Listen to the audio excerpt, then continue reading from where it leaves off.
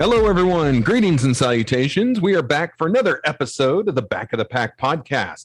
I'm your host, Kyle Walker. Thank you for joining us here on OKKC Sports. We do appreciate it as always. So, another weekend done. Hopefully, everyone got out there for a race or at least for a long run, some training, whatever your situation might be. Hopefully, you got out there and were able to do something. If you've been listening to the show before, you'll know that I, this weekend, had a half marathon. So, the Liberty Hospital Half Marathon is where I was at this weekend. And I know there are a few other people there who are fans of the show. So I think I owe some folks some t-shirts, if not some t-shirts, definitely some stickers. But we are definitely found at the half marathon. So that makes me really happy. It just kind of shows that this show is actually doing well. It's getting out there for people to hear. And that is always awesome. You can always join us across all the social media platforms. Of course, we're here on Facebook. You can find us on Instagram. Apparently, Instagram is where all the cool kids are these days because we're absolutely blowing up over on the Insta. And you can find us at Back of the Pack Podcast, all one word. And that's where we are on Instagram. We're also on Twitter. I think that's just Backpack Podcast over on Twitter, Facebook, all the good stuff. And then, of course, you can listen to this podcast wherever you like to listen to your podcast on Spotify, iTunes, or anywhere in between. Make sure you give us a like and a comment and a share and a subscribe, all those good things, and away we go. So let's talk this week about a few important dates coming up in the running community. Even if you're just local to Kansas City and local to our running scene here, I do like to kind of talk about the national stuff as well. A lot of people find it fun, interesting. We might touch on a dream race that you've got, or whatever your situation is. If you were able to enter your name into the New York Marathon Lottery, okay, the lottery is now closed. Again, I've done this race. I highly recommend that you do as well. If you didn't make it into this year's lottery, give it a try next year. I did see that on March 30th. On March 30th is when everyone in the lottery is going to find out if they made it or not. So that's a big date coming up. March 30th, this Wednesday, you'll find out if you made the New York Marathon or not. So that's exciting. Best of luck to any of you who entered into the lottery system. Again, I got in 2021, ran the race back in November. Highly recommend it. I was a big fan of the race, big fan of New York City. It had been my first trip there to the Big Apple. Loved it. Look forward to going back.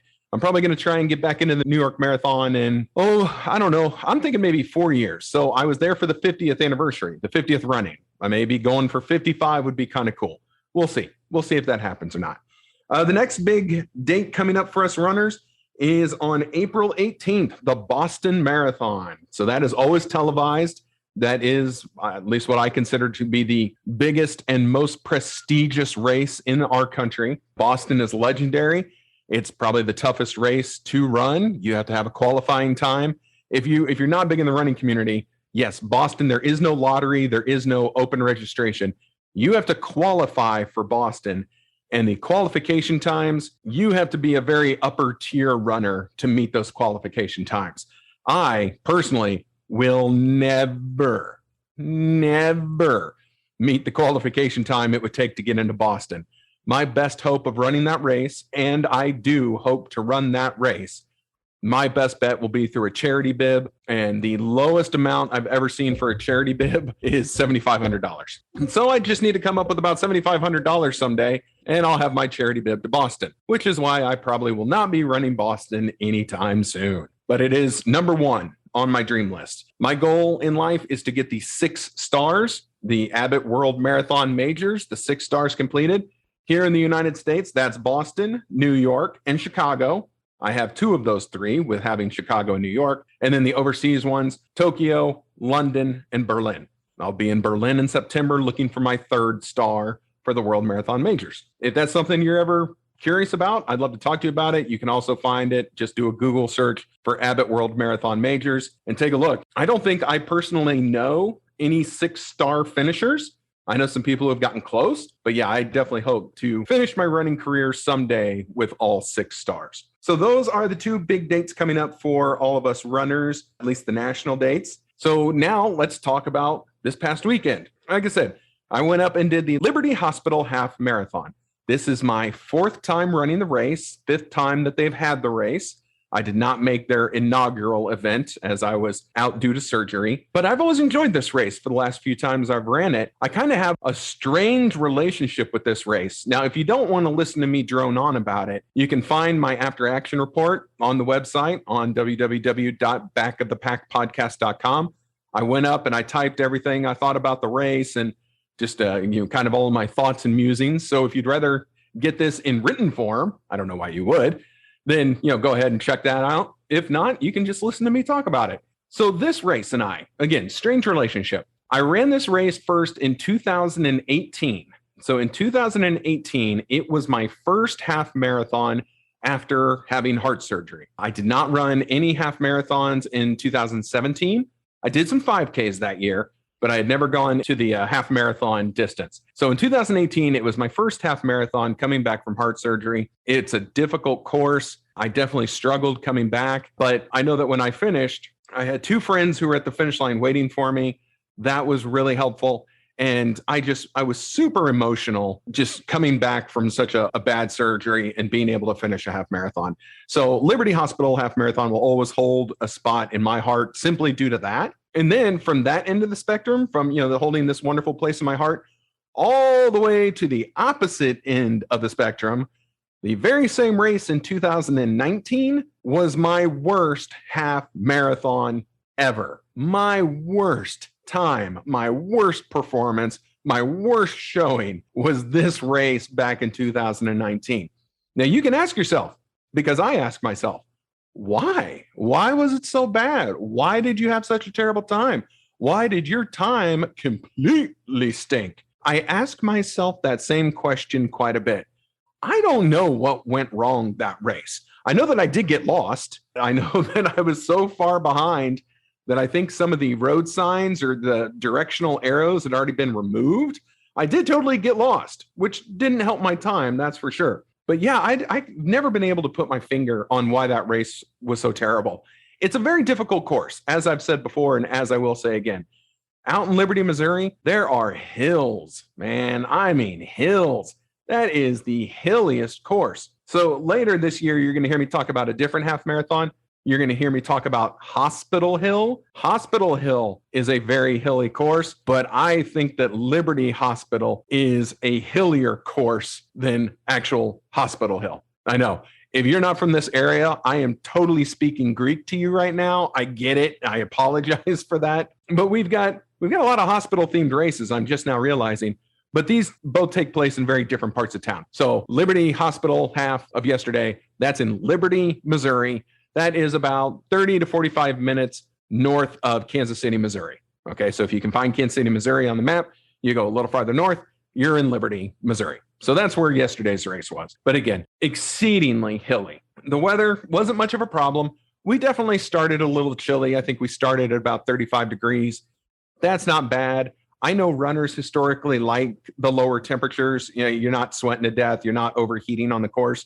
And that's fine. I've always been one of those guys. I actually prefer it just a little warmer. I would have gladly taken a start temperature around 50. Just for me, it gets me warm. It gets me loose. I really feel like I'm running. If it's too cold, my muscles don't want to open up. They don't want to release. They don't want to get loose. They just want to be cold. And then you're starting the race, breathing in the cold air, just kind of huffing and puffing. That works your lungs. Like today, my legs, of course, are a little sore. I just ran 13.1 miles. But really, it's my rib cage and my sides, my sternum. That's where my soreness is. And again, that's just from huffing and puffing for 13 miles, all that cold air. Again, I would have liked it to have been a little warmer. But, we don't always get to choose that. And it is March in the Midwest. We could add snow. And I've certainly done this race previously where it was freezing cold. Thankfully, not a concern this time.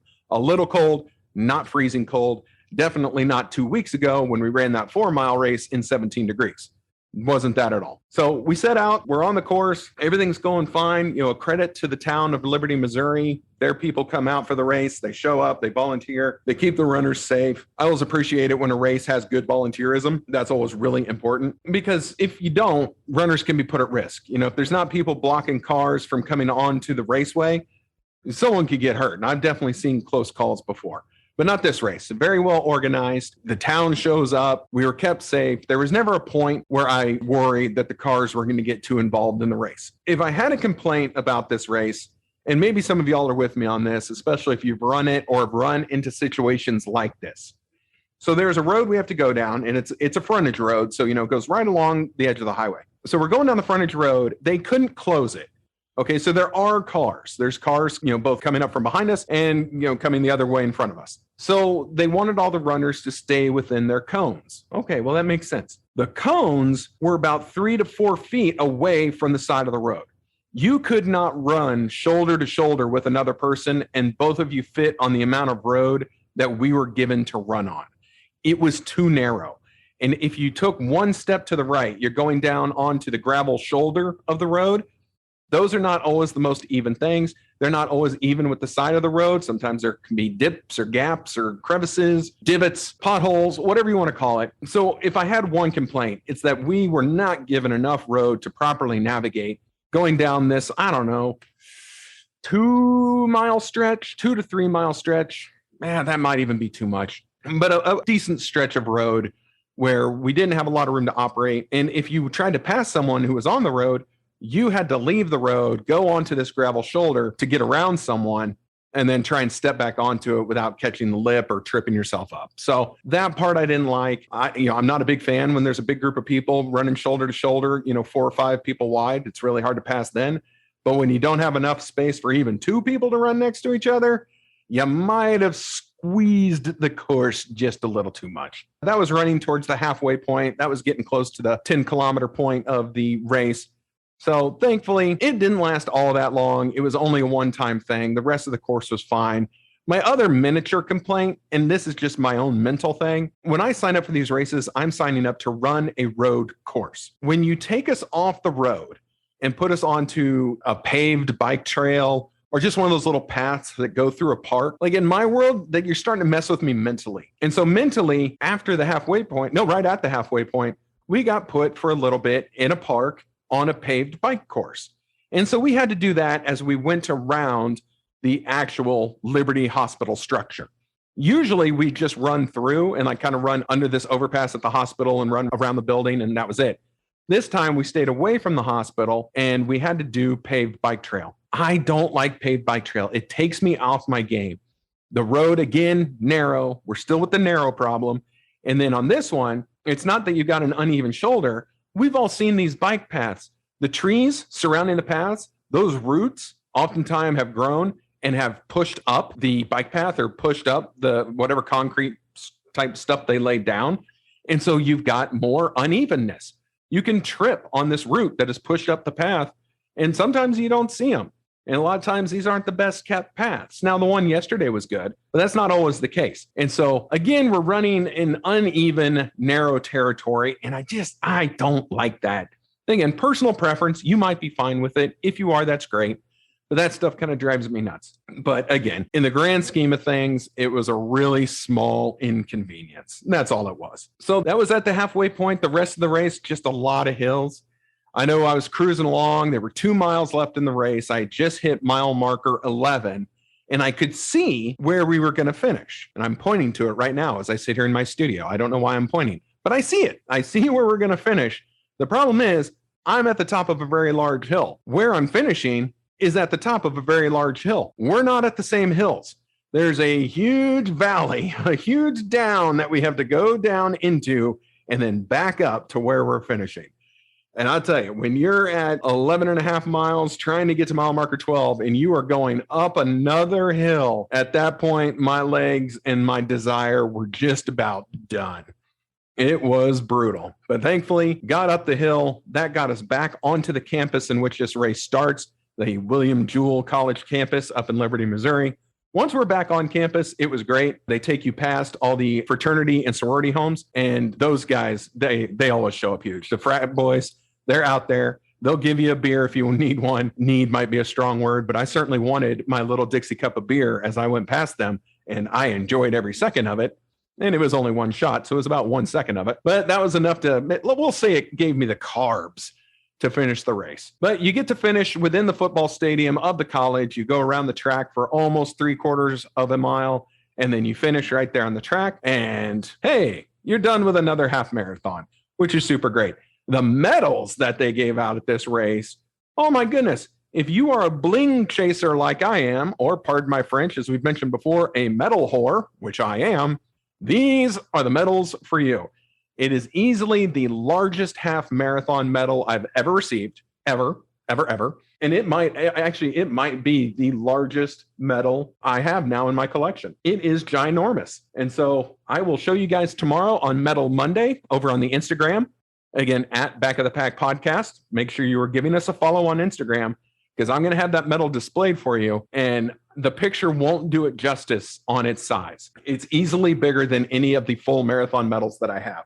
I'm taking a look. I'm looking at my wall right now, and I don't see anything even close. Yeah, you guys are in for a treat. If you didn't run this year's race, sign up for next year, because this race apparently every year just gets bigger and bigger with their finishing medals. Lastly, big thank you to the city of Liberty, Missouri, to the campus of William Jewell College, and then to all the race directors, organizers, staff, crew, volunteers of the Liberty Hospital Half Marathon.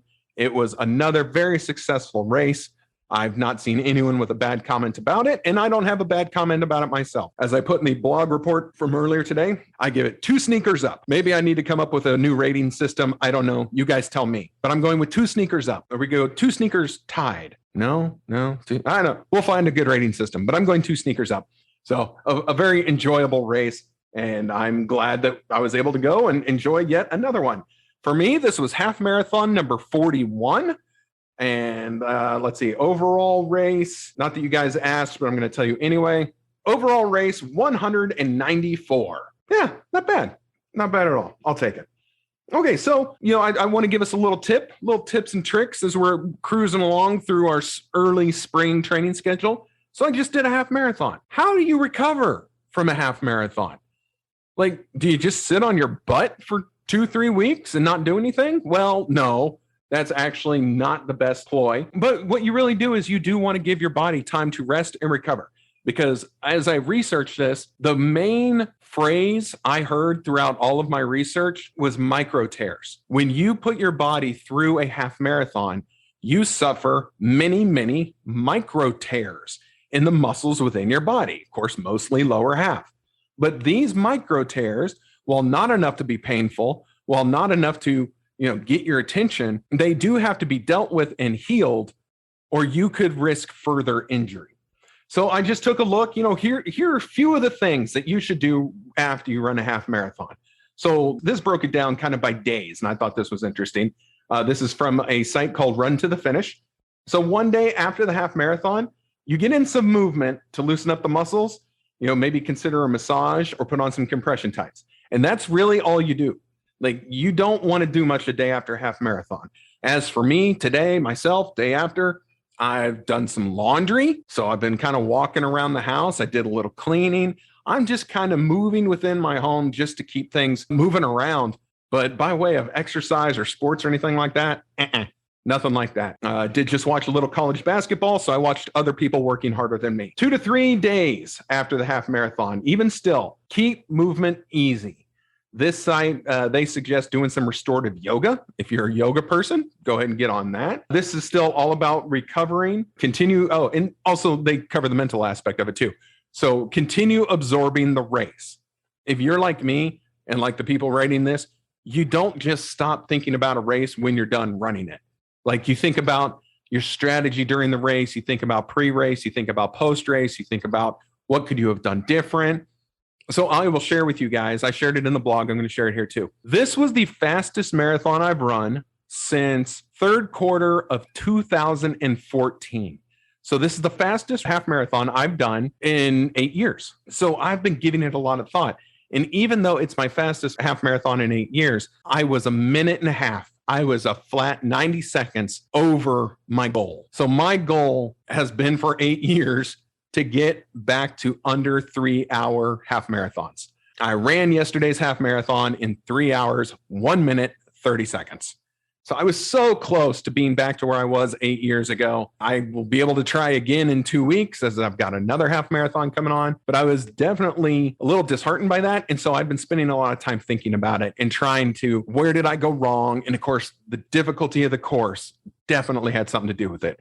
Hilly course. But, what can I do for preparation? What can I do for training? What can I do to try and get that last minute and a half off? So yeah, there's definitely a lot of race absorption mentally that comes with your post-race recovery. And then of course, on the flip side of that, if you have a great race, man, celebrate it. If you have yourself a good race, let everyone know. Tell your friends and family. So 2 of my friends who I saw up there, 2 of the people who found the podcast, they both ran really good races. They went onto social media. They talked about how great of a race they ran. And I applaud that. Like, it is not bragging. This is not you boasting about yourself.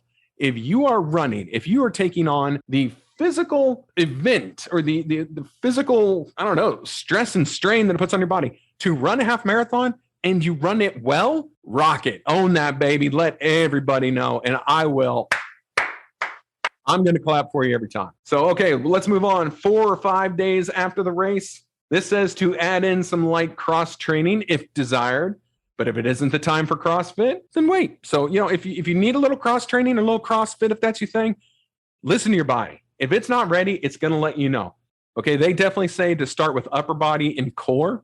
Let your legs rest a little longer. So you're still getting some activity, but you're letting your legs continue to work through its issues. Again, micro tears that become serious injuries if they don't get healed up properly.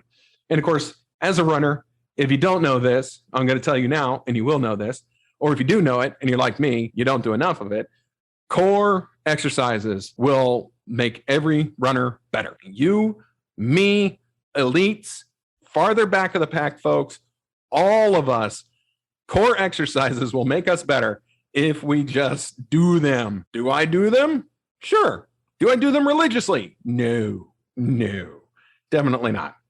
So, and then the last one, 6 to 13 days, let your body be your guide to exercise, but keep the intensity low and try not to run if you can. So I'm sure you've heard this before if you've ever done a half marathon. The overall guideline on how to rest after half marathon or full marathon, you take 1 day off for every mile you ran.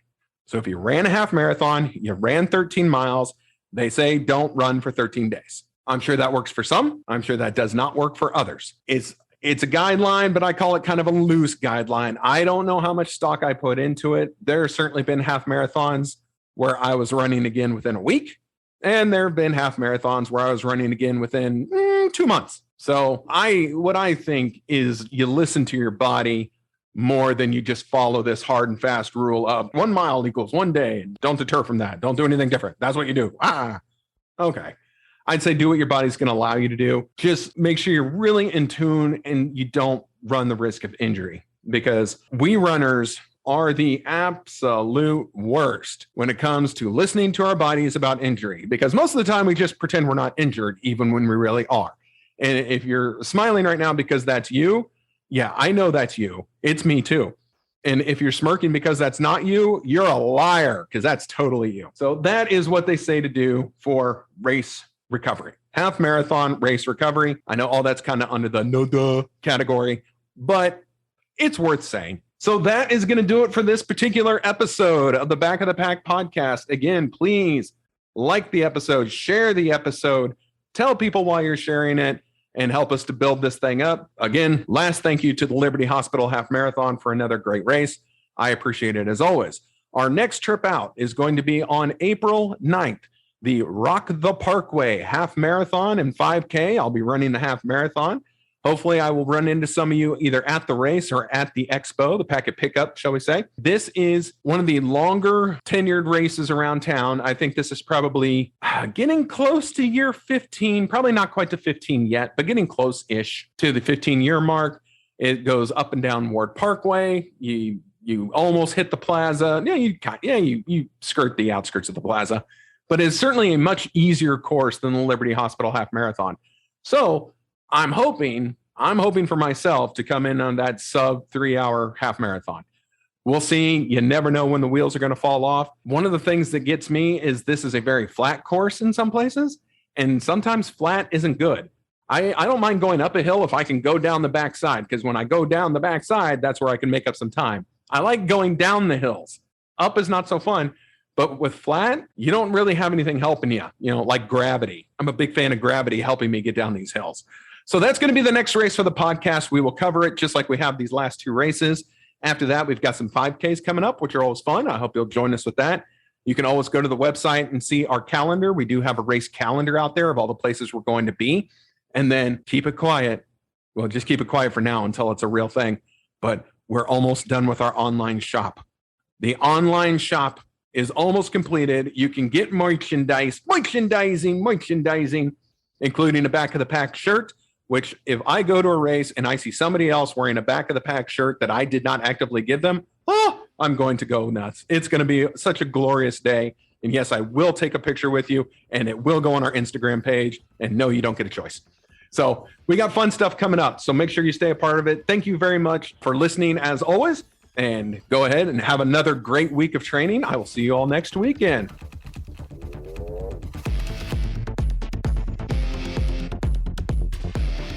You've been listening to the Back of the Pack podcast. It is a production of OKKC Sports, hosted by Kyle Walker and edited and mastered by Katie O'Neill.